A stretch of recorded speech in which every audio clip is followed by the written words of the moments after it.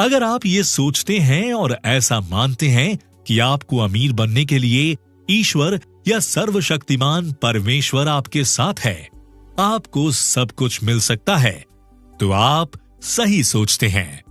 इस तरह से आपका विश्वास और मजबूत हो जाता है, क्योंकि ईश्वर हर किसी के लिए अच्छा सोचते हैं और एक वही है जिन पर आप आंख बंद करके भी भरोसा कर सकते हैं।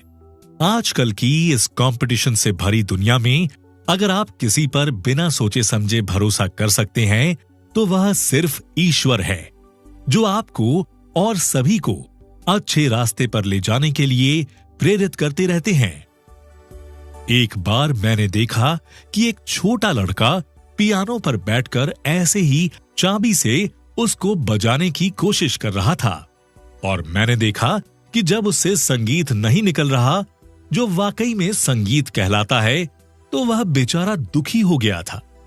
मैंने उससे उसके दुख का कारण पूछा, तो उसने बोला कि मैं अपने अंदर संगीत को फील तो कर सकता हूं, पर मुझे इसे बजाना नहीं आता।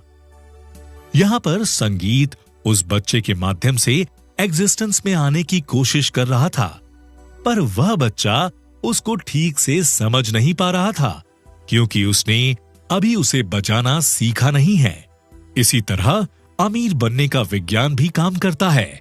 जब तक हम उसे सीखेंगे नहीं, तब तक हम उससे माहिर नहीं हो पाएंगे। इस तरह से ईश्वर एक पदार्थ मानवता के माध्यम से जीने की कोशिश करते हैं। ये बताना चाहते हैं कि इस दुनिया में वो है जो हर किसी की मदद करते हैं और किसी को भी पीछे नहीं छोड़ते। वह यह चाहते हैं कि हम अलग अलग तरह की कलाओं को सीखें और उन्हें बजाएं या दिखाएं, जिसकी वजह से हमें आनंद मिलेगा, और जहां आनंद होता है वहां ईश्वर जरूर होते हैं। वो हर तरह से हमें देख रहे हैं।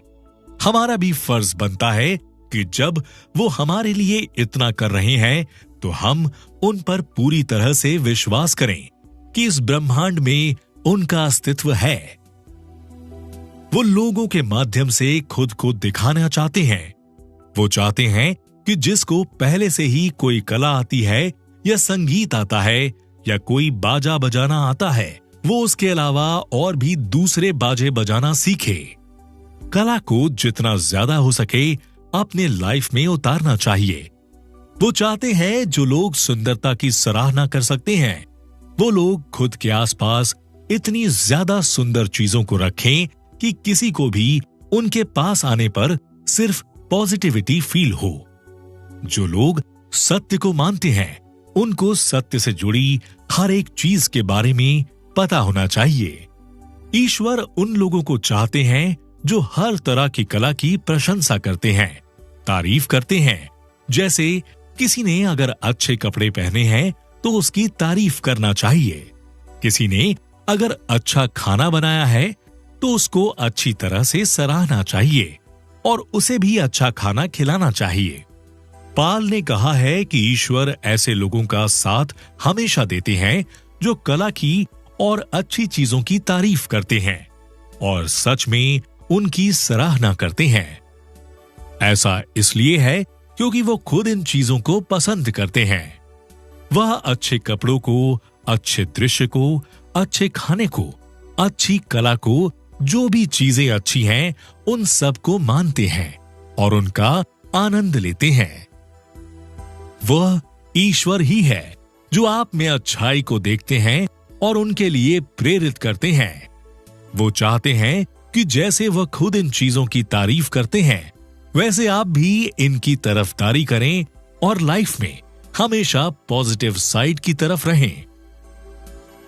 आप तो अमीर बनने के लिए या पैसे कमाने के लिए जो भी चीजें फील करते हैं, वह सब अनंत है, जो कभी खत्म नहीं हो सकती।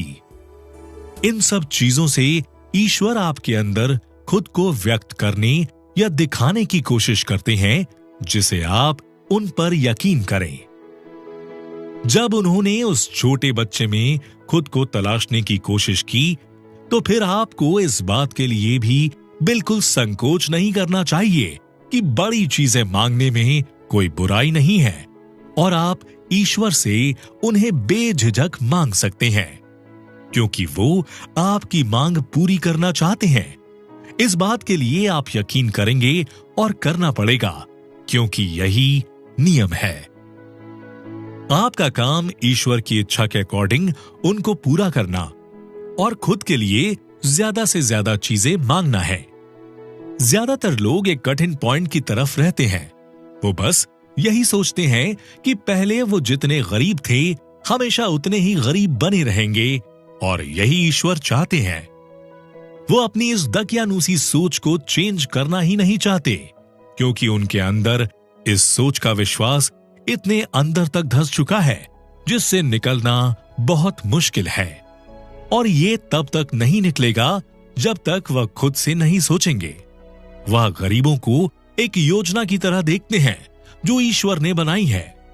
वो ये सोचते हैं कि ईश्वर ने उनको जैसा भी बनाया है वो सब काम खत्म कर दिया, अब उनका कोई काम नहीं बचा। अब बारी गरीब लोगों की है अपने इस जीवन को व्यतीत करने की।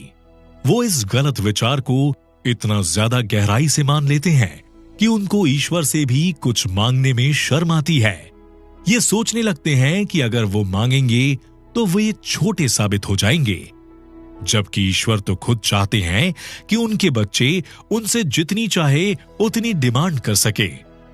लेकिन उन लोगों को कौन समझाए जिनके मन में ये बात किसी भी तरीके से समझ में नहीं आती और वो अपनी सोच कभी भी चेंज नहीं करना चाहते। वो बस यही सोचते हैं कि जीवन जीने के लिए उनको पर्याप्त चीजें मिल जाएं, उतना बहुत है उनके लिए। उससे ज्यादा की उम्मीद भी नहीं करते हैं वो। मुझे अब एक छात्र का मामला याद आया जिसमें उससे कहा गया था कि वो जो भी चीजें चाहता है उन सब के बारे में सोचे और उसको सोचने के लिए क्रिएटिविटी का यूज करे, जिसकी वजह से वो चीजें एग्जिस्टेंस में आ जाएंगी। वो एक बहुत ही गरीब आदमी था जो रोज का रोज कमाता था और रोज खत्म हो जाता था। उसकी लाइफ में बस यही चीजें थी कि वह रोज कमाता और किसी तरह की सेविंग के बारे में नहीं सोचता था। वो इस बात को नहीं समझता था कि सारी दौलत सब कुछ उसी का है जो इस ब्रह्मांड में मौजूद है, बस उसको मांगने की देर है। पर उसने इस मामले पर सोचने का फैसला किया और सोचा कि उसको अपने कमरे की फर्श के लिए एक नया गलीचा और एंथ्रेसाइट कोयले का चूल्हा चाहिए, और उसको यकीन भी नहीं हुआ कि उसको ये चीज कैसे मिल गई। तब से उसने इस बारे में सोचना शुरू कर दिया और उसको ये भी लगता था कि यह चीज पहले से ही मौजूद होती अगर वो इस पावर पर बहुत पहले यकीन कर लेता। जिस घर में वो लड़का रहता था उसने उसको एक बार फिर से देखा और उन चीजों की लिस्ट बनाई थी उसमें क्या क्या चीजों की जरूरत है। उसने मानसिक रूप से वहां पर एक बे विंडो और एक कमरा जोड़ा जब तक कि वो ऐसा घर न बन गया जो वो चाहता था। तब तक वो ऐसे ही सोचता रहा। फिर उसने उसको साज सज्जा की योजना बनाई और उस तरीके से सोचने लगा। पूरी तस्वीर को अपने दिमाग में रखते हुए वह उसी तरीके से जीने लगा और जो चाहता था उसकी तरफ बढ़ने लगा। उन चीजों को वो अट्रैक्ट करने लगा। अब वो उस घर का मालिक बन चुका था और अपने मन के अकॉर्डिंग उसको बनाता है, या जो भी चाहिए होता है उस हिसाब से उसके बारे में वह सोचता।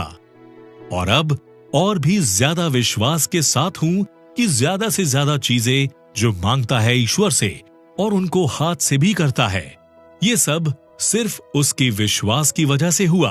और ऐसा नियम ही है तो ये हर किसी के साथ होता है, बस यकीन होना चाहिए।